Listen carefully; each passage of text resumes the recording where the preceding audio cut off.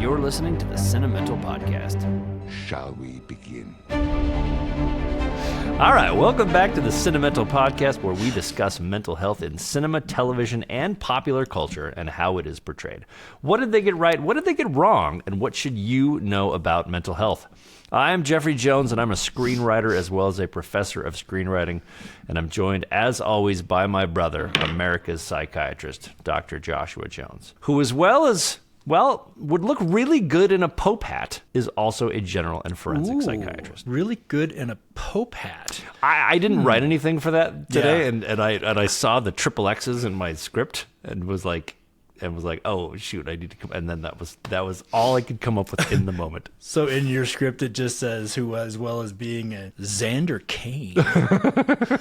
Oh, we were at my kid's school the other day, and one of the teachers was talking about getting an easel, and there's only a specific moment you can use this joke. But I told her, I was like, well, make sure and get a Vind. Vind. Yeah, Diesel. and they were like, what's a Vin Diesel? And I'm like, yeah, baby, it is. Oh, hey. Because you can see draw on the bald head, and it's just like an easel. Yeah. And I'm going to reuse that joke when we do Fast and the Furious. I'm going to use the Vin Diesel joke. Absolutely. Yeah. All right. So we want you to start your week off right with our podcast. So we drop a new episode every Monday morning at 9 a.m. And then we also release a supplemental episode every Thursday, also at 9 a.m. Eastern. You can listen to us wherever you get your podcasts, or you can watch our hottest and spiciest clips and now full episodes on YouTube. Josh, today we're covering Conclave. And this was a movie that I was going to miss. And obviously with the death of the Pope, it seemed rather topical. And so you had suggested let's cover it. Man, I am so glad you did. This movie was awesome. This was a really good movie, rife with mental health topics. Tell us what we're going to cover today. Yeah, so we are going to cover one of my favorite topics, power. And Conclave is all about power, the pursuit of power, the avoidance of power. And Jeff, as you and I know, and all our listeners know, that's going to lead us directly into a conversation about what's going on in our country right now. Yeah. The country stuff, I think we're going to do the deep dive on Thursday.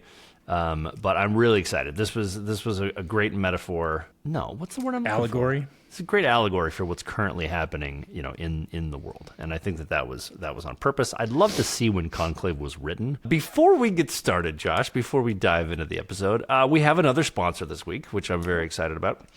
One thing people don't think about when you're sequestered, which can happen in jury selection, it can also happen in a conclave. Sure. One thing people don't think about when you're sequestered is how stuffy a room can get. And with all the heavy robes and headwear, sweating can become a real problem, and your room can get a little stinky. Mm-hmm. So the makers of the Bible are introducing a new product, Potpourri. For a room that reeks to high heaven, let the soothing smells of Potpourri invade your nostrils like the Visigoths. Pick up Potpourri at participating Walmarts today. When your room reeks to high heaven. That's fantastic. Hey, I don't write this stuff. This comes from our sponsors. It's just for the Potpourri. Yeah. I also like the makers of the Bible. The makers of the Bible. No, that is hot tent. Hot tent. Okay, so let's dive in, Josh. For those who didn't see it or need a refresher, this movie is about the dean of the conclave. So the dean is the guy who runs the conclave, and that is Cardinal Thomas Lawrence, played by Ralph Fiennes, a respected but world-weary cardinal. He wants to quit, and he's tasked with the daunting responsibility of organizing the papal conclave following the unexpected death of the Pope. As the cardinals from around the globe gather within the Vatican walls to elect a successor, Lawrence grapples with his own crisis of faith amidst the intricate and secretive process. The initial days of the conclave are marked by political maneuvering and the subtle unveiling of long-held ambitions among the powerful figures of the church. However, the carefully orchestrated proceedings begin to unravel as Lawrence uncovers a series of disturbing secrets surrounding the deceased pope and some of the leading candidates. Whispers of scandal, corruption, and hidden agendas begin to surface, threatening to shake the very foundations of the Catholic Church. Lawrence finds himself caught in a web of intrigue, torn between his duty to ensure a legitimate election and his growing suspicion that dark forces are at play with the sacred halls within the sacred halls. As the voting progresses and tensions escalate, external forces also begin to impact the Conclave. A devastating act of violence in Rome sends shockwaves through the Vatican, further exposing the deep divisions and conflicting ideologies within the College of Cardinals. In the midst of this turmoil, an unexpected candidate emerges, challenging the established frontrunners and forcing Lawrence to confront not only the external threats, but also the profound moral and spiritual questions at the heart of the church's future. All right, Josh, that was a mouthful, but Yeah. I think we can dive in. Okay, so I want to start talking immediately about power. I think that this movie is very much about power. And there was a line in the movie that I loved. The best people to lead are the ones that don't want it. And that was a recurring theme. Stanley Tucci pretends that he doesn't want it at first. Sure. Ray Fiennes kind of doesn't want it, and then does want it. And he becomes a front runner. And then in the end, they pick someone who is pure at heart, or so it seems. It's a great theme, the ones that don't want it. But in this movie, everyone really does want it. Sure. So why do people seek power, and how addictive is power? I think what makes most sense to me is that people's expressions of wanting to have power is that they are trying subconsciously or semi-consciously or even consciously to organize a chaotic world around a premise that makes sense to them. Okay. So if you think about anxiety, anxiety is fear, anxiety is worry, anxiety is stress. Power allows you to organize chaos around something that you think makes sense, and thereby reducing or potentially reducing your anxiety. Okay. I think that's where the desire for power comes from, and I think it makes sense when you look at these folk at the Cardinals as well. Now you got to remember the College of Cardinals; these aren't just guys off the street. These guys have already gone through a grinder to get to be a cardinal. I mean, the Catholic Church is hierarchical. Right. So to get to be a cardinal, you have already gone through a lot of steps to get to be one step away from the Pope. Right. Okay. So it has weeded out a lot of people who don't seek power. I don't think it should be any mystery that every cardinal secretly wants to be Pope. Yeah, I don't know, man. I want to push back on some of those things. One, it's not about weeding out the people who don't want power. It's just those people lost. I think that all of them want to be cardinal or want to be Pope. They just didn't seize power the way that somebody else did. There was a competition, and they weren't as good at it.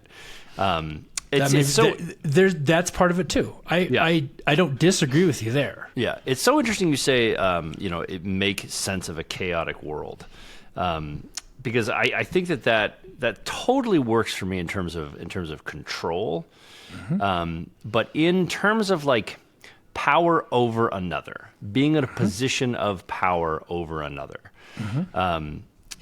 I think that early on, people either learn that they're addicted to it or they're not.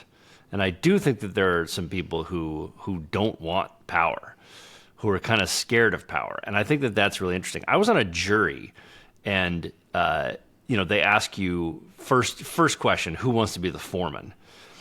And there were obviously 12 people in the room. I wouldn't have minded being the foreman. Didn't put up my hand. Old 60-year-old white guy threw up his hand and was like, I'll be foreman. Everybody was like, yeah, that's fine. And I was like, oh, wow.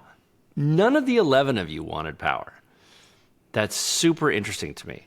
So what do you make of the notion that like the only people who should have power are the ones who don't really want it? I completely agree with it. Okay. And I have seen this in my own leadership journey within medicine and other areas of life, is that the people who don't really want power, actually, I would say more the people who don't really mind power are the ones who probably should be in the leadership or the power positions. Right. Because I do think that there is a balance. I am going to stick to my premise that the folks who want power, who actively seek it, are trying to grasp a way to make sense of a chaotic world and thereby reduce their own internal anxiety. Whether they're conscious of the anxiety or not, Right. they're trying to reduce that anxiety. So I think the people who don't mind it, who aren't seeking it, but just like you in your jury pool, be like, I would be foreman if it fell to me. I think that those are the people that should lead. The people who I ended up being the don't- foreman. I ended up being the foreman of that room. I definitely was the guy who was like leading the charge after a while, and it's really funny because I was a little bit like spiteful about the fact that this guy like seized power like that. So, kind of everything he did, I threw a little wrench in it and pointed out why he was dumb, which was totally inappropriate. But I was just having fun with the whole situation. But I was definitely the one not angry man in the room of 12 angry men. We ended up convicting the person, which I did not want to do, but it was funny. As soon as I didn't have the power, even I'm guilty of like, oh, I wanted the power. Right. I mean, right. So I mean, let's look at that though. Why I was Stanley Tucci there. But why at the end? Why did you want the power? See, this is a good question, and this is why I don't know that I agree with your premise, because I think it is a myriad of reasons. And you would be the first person to say that the desire for something has a myriad of reasons, and I would give you shit for it and say I want just one definitive answer. So Yeah. I'm already aware that I'm wandering into a reversal Into my trap. into your domain, exactly. Yeah. But no, I wanted the power because I wanted to make sure it was run well. I also Right. wanted the Why? power. Hold on. I also wanted the power because it feels good to be the one in power. I also wanted the Why? power because I wanted to control the chaotic world. But I hear you. I hear you. But I'm telling you, there was just a satisfactory desire of being the one who's in power. Why? Oh, fuck you. Fuck No, you. Because, Jeff, this is the because you're right. Fuck you because you're right. Because Ladies and don't- gentlemen, that is about the 17th billionth time in our lives that my brother has said to me, "Fuck you because you are right." Oh, eat a million dicks. But no, you're right, because Are you glad you're the host and have the power to control the structure of the podcast, Jeff? structure and editing. Remember, I also control the editing. No, but you're right. It is a desire. You're right. I mean, I wasn't wielding the power in a way that was abusive, and I have no intention of wielding power in a way that's abusive. But I think that there are some people that do, and I don't think that falls into the category of wanting to control a chaotic world. I don't know. I could be wrong on that. I am so glad you said that, because I will actually double down on that point. Okay. So I think that we have all run into situations in which somebody who had power over us, whether it was a boss or whoever, we would describe as really narcissistic. Sure. Right. And they like the power for power's sake, correct? Right. Correct. The underlying psychological theory about the narcissist, the true narcissist, is that they are driven by actual subconscious, deep-seated insecurity. And that narcissistic and power-seeking behavior is seriously compensatory to try to make up for that underlying insecurity and lack of competence. that Not they a feel. moment where I'm trying to be a dick. Just explain the usage of the word compensatory in that sense. Make up for. They're trying to make up for their insecurity. They're deep-seated, usually subconscious. For the person who is actually has narcissistic personality disorder, this is all subconscious, deep-seated insecurity that they are trying to make up for by being the man or the woman. Okay, that's great. And so what's the difference then between someone who genuinely does not want power and someone who does want power? Because I don't think that the people who don't want power feel comfortable and don't think that the world is chaotic. I don't think that they're Zen masters. I think that they're afraid of power. I think most people are afraid of having power and being the one in charge. Sure. And I don't know what percentage of the population I would say is afraid of power versus wants power. But, in my room, it was 2 to 10. You know, it was 2 guys wanted and 10 people didn't. Well, Jeff, this is where you're right, where it comes into being a very complex interplay of different desires, and not just, trying to be able, not just wanting to quell your own anxiety, but also having the social skills to be able to do that. What I think is really fascinating is how, and I think this is universal, you tell me if you think I'm wrong, is the change from one level of power to another always puts people on their heels and always brings out not the best side of them. And so here's my example. These cardinals who wanted to be the Pope had already risen to a certain level of power. But getting to the popedom brought out the worst in them and showed all of their flaws, and they weren't ready to kind of meet the moment. I see the same thing on the incredibly micro level, where, for instance, someone becomes the head of a PTA. Right. Yeah. For the first time, they're given a little bit of power or any amount of power. And so when power is vaulted to any level, we sort of, become not necessarily the worst of ourselves, but there's a transition. There's a fear, of what that power means and what to do with it, and really wanting it. And once you have it, not wanting to let it go, which I think is where people make a lot of mistakes. You see this in politics all the time. People get in for the right reason, and then they are just there to maintain their status. They just don't want to lose, that position. And so they'll do whatever it takes and sell out their values to maintain that position. I think you see that all the time in politics. Well, I think you see it almost all the time in any kind of leadership hierarchy. In leadership training and leadership theory, there's a saying that the skills that got you here won't make you successful here. Right. So, for instance, if you're looking at somebody who gets elevated to a management position in any kind of workplace, they're usually picked because they have social skills, they're organized, they've got some things that can get them to the management level. But then to be successful there takes a different set of skills, and just relying on what got you there isn't going to make you more successful. You have to be more collaborative. You have to be in some ways less decisive and more collaborative. And I think you see this everywhere in hierarchical leadership. Now, I do want to say, I don't think that seeking power is necessarily bad, right? And I don't want to couch it that people who want power are necessarily the most anxious or necessarily narcissistic. It's a balance, and I think it runs on a spectrum.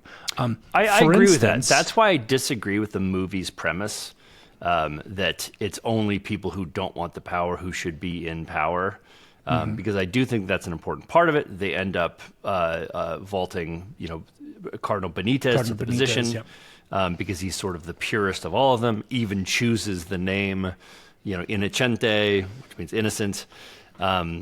But I don't think that the desire for power is a bad thing. I think it's human, and I think that I do want someone. I actually want someone who wants to be in power because they're motivated to do a great job. I don't want someone doing it reluctantly. I want someone with the skills who knows they're good at leadership to lead. Right. And so I think I think a really good leader probably lies somewhere between someone who wouldn't mind the power and someone who wants it. But someone who could live without it. Yeah, not someone who's willing to get it at all costs. Right.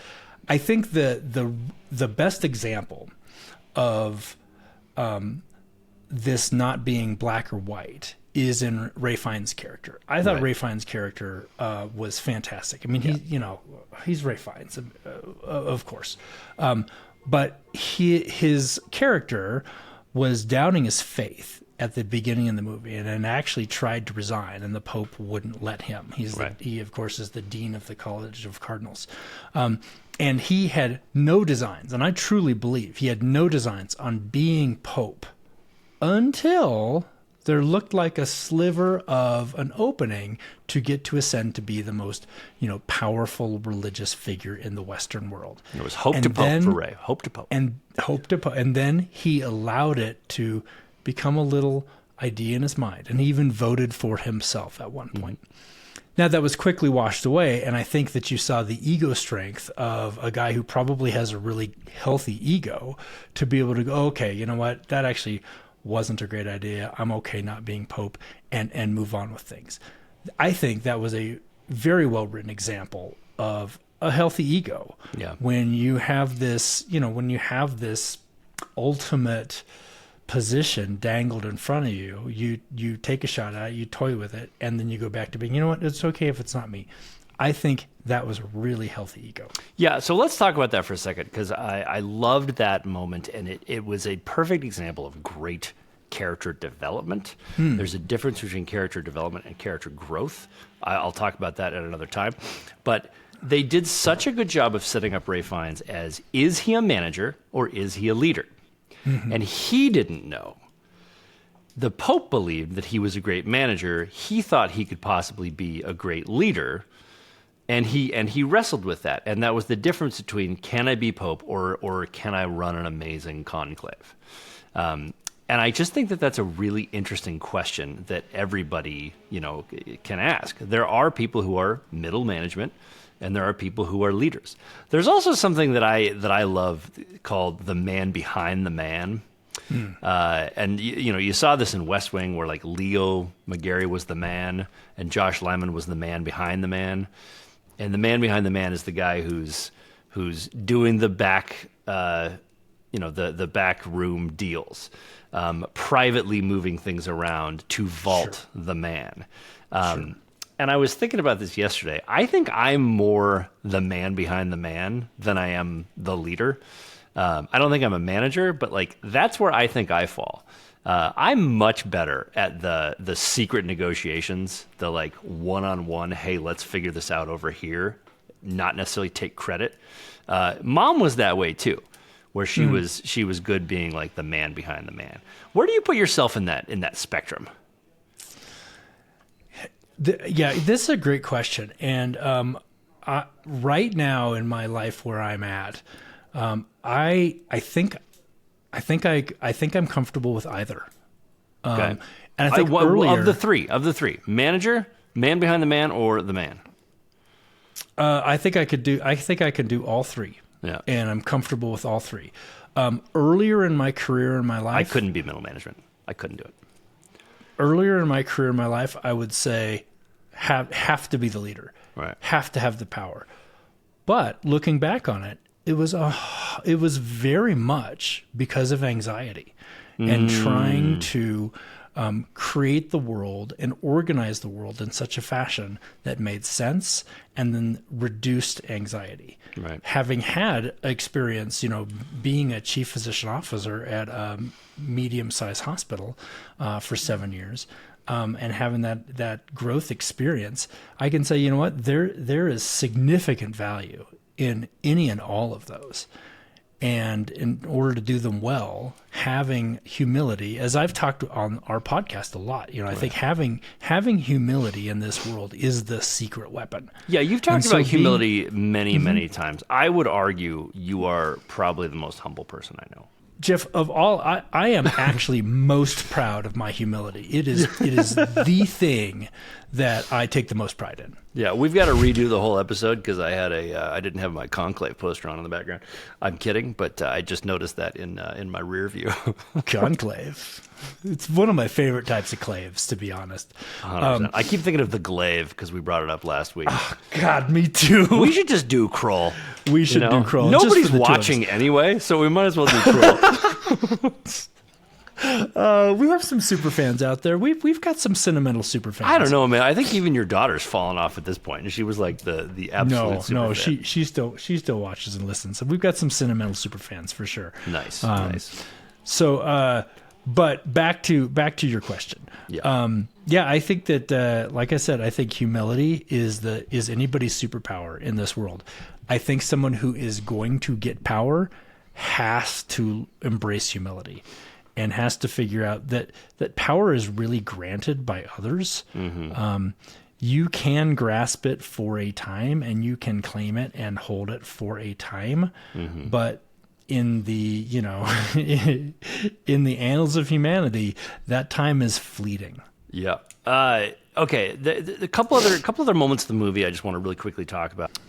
So Ray Fiennes gets himself in a little bit of trouble when he gives the homily, and he speaks from the heart, and this is what leads some people to vote for him and not vote for Stanley Tucci, which Stanley Tucci gets very mad about. But the theme of his homily was certainty is the death of tolerance, and doubt is what leads to faith, and we can't have faith without doubt. And a little of that is him talking to himself, where he has started to doubt, and I just loved that. I loved that idea that we can't have faith without doubt, because it's absolutely spot on. And as a human being, it's hard to commit to anything and say, like, I know this for 100% certainty, whether you believe in religion or not, whether you believe in God, or not. We do have faith in things. You and I, even as agnostic leaning atheists, we have faith in certain things. I just thought that was I thought it was a great moment that really spoke to me. I think doubt goes hand in hand with humility. Agreed. Not knowing exactly what there is. Now, and what being you did, okay with doubt. Yeah, being okay with it. Now, what you said, though, Jeff, is I think that comes from a very Jones Brothers-centric point of view about, you can't really have faith. You can't really have 100% certainty in this world. I think that there's a lot of people that do. I think that there's a lot of people in this world who have 100% belief in their religion or their God. I think we should have a little humility and say that may not be true for everybody. Yeah, it might not be true for everybody, but it should be, and I'll be unhumble in saying that. Okay. But that's the point I think Ray is making, is that doubt is a good thing, and if you do feel 100% certain, you're probably on the wrong path. Certainty is the death of tolerance. He's not just saying doubt leads to faith, but he said certainty is the death of tolerance, because once you're certain about something, there's no room for an opinion that's different from yours, and that's the problem. I agree with that 99.5%. Yeah, because you can't be 100% certain. Yeah. No, agree that certainty as the death of tolerance, for sure. Yeah. I love that. Love the whole moment. One more line that I want to talk about in the movie, and then we can wrap it up and prepare for Thursday. There was a line, I think Stanley Tucci has it. By the way, I could just listen to Stanley Tucci read the phone book if he all of a sudden just got on a YouTube and was like, Aaron Abbott 3233. I'd be there for it. I believe that is a new 12-part Netflix series. Could be a 100-part Netflix series. I'm in. He comes to Ray Fiennes at the end and says he's sorry, and it's shameful to be this age and not know yourself, because he was ashamed of what this moment did to him. Sure. And I just think that that's fascinating too, of like, you've got everybody lined up, everybody's jockeying for power, and he started to become someone he didn't want to be. He started to act like someone that he didn't want to be. And he was unaware that was going to be how he was going to be.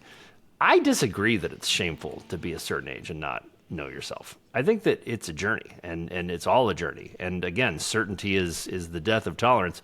You got to be tolerant of yourself and know that you always have things to learn. I understood what he was saying because he was ashamed of how he'd acted, but we also got to cut ourselves some break. Stanley Tucci was just being human. And it's okay for a human being to be Pope, because we're human. Right. Well, 100% of popes have been human, it turns out. Correct. Yeah, I don't really agree with that line of reasoning either. For him or for me? From him. We're always learning about ourselves. That's factual. I think the point is that if you reach a certain age and you haven't had the introspection into yourself to learn something about yourself, I do think that is, not unforgivable. Everything's forgivable, but that is a true shame. Right. You should have some introspection about yourself, and you should constantly be growing. I think the bigger shame is if you, at one point in your life, think you've figured yourself out and don't grow. Right. Then I think that you have the potential to be unfulfilled. Yeah. Yeah. All right. There's a couple. Josh, did you have any filmmaking questions for me? Because I'm good on the mental health stuff. There's obviously more I want to talk about that's topical, but we'll cover that on Thursday. This movie was fantastic. One of the things that struck me, and I know you're a screenwriter, but talk a little bit about this. They used a lot of color and contrast to tell this story. They used black, red, and white throughout this movie. How did that speak to you? And what does that mean? What does that do for a viewer? Oh man, this is like, I could talk about this forever. There are classes that are devoted to this, like color theory and what color does. Certain colors do put you in a certain mood. We know that. It's why Burger King and McDonald's use red and yellow, because those are the colors that like make you hungry. So there's certain use of color that elicits an emotion. A lot of the times, though, color is used to just kind of remind you or trigger you to remember something. And so they're just slightly manipulating you into remembering these are the good guys, these are the bad guys. It goes back to the old black hats and white hats, from the Wild West. An interesting one was in John Wick. If you saw a blue light, he was safe. If you saw a red light in the background, he was in danger.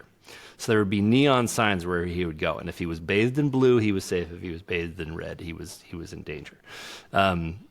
Get Out used a lot of these, where there was the use of white and black. All of the characters who had been morphed, who was a white person who entered the body of a black person, they were all dressed in gray because it was a mixture of white and black. Some of it is very on the nose. And so it's meant to elicit a certain emotion subconsciously. And so that's why you do, the mix of color. There's also something called the three color theory. I ascribe to it when I make a movie. I pay attention to the three colors. You want 60% of your frame to be one color, 30% of your frame to be another color, and 10% of your frame to be another color. Okay. And the 60 and 30 are relatively close on the color spectrum, and then the 10 can be a pop of red, a pop of blue, et cetera, et cetera. So, when you're looking at film and you understand color theory, you start to see the people who are masters at it, and it becomes really obvious. And so this is one. I mean, Edward Berger, I think that was the director. He's an Academy Award winner. He knows what he's doing. And when you have a world like that, it's very easy to stick to certain colors. So I think that's the very long and convoluted answer. But no, that's a really good answer. And thanks for that. The scene that just sticks in my head visually is the scene in which the Cardinals are walking. It's an overhead shot. The Cardinals are walking across a piazza and in their black and their red, and then they open up all these white umbrellas, and you see just the white umbrellas from above, and that was just stunning. Yeah. Almost. I'm not sure what the image was supposed to evoke, but for me, it was almost like they were they were shielding God's eyes from what they were doing, from the human desire and lust for power that was actually going on. So correct. And this was a very dark movie because they are in the shadows. Yeah. And there was a few times where there was light that would come in, and all of a sudden, they were in the light, like they had figured it out. But this was a very dark film because these guys are in the dark. I mean, emotionally, that's where they're at. So you'll often see those things reflected in the emotions of the characters. It's fascinating. Color theory is fascinating in film. And once you start to learn a little bit about it, you see it everywhere. Anyway, so the next time we talk about color theory, Jeff, I'm going to need you to use 3 words only to describe it. I didn't use big ones. I used them small words because that's all I got. Okay, Josh, I'm so excited to keep talking about this. We're going to do it on Thursday, where we're going to talk about, the parallels between Conclave and the world at large right now. And I got a couple other screenwriting things I want to talk about. But yeah, so let's end this here. Yeah, okay, thanks as always for watching or listening to Cinemental and our coverage of Conclave. If you like this episode, please subscribe anywhere you get your podcasts. You can also watch clips of Cinemental on YouTube, where we'd love to hear what you'd like us to cover next. You can also watch my companion series, The One Thing, where I take a deeper dive into screenwriting, both available on the Large and in Charge channel on YouTube. Follow Dr. Josh Jones, America's Psychiatrist, on Blue Sky. This has been a Large and in Charge production. For Josh Jones, I'm Jeff Jones, and we will see you next week.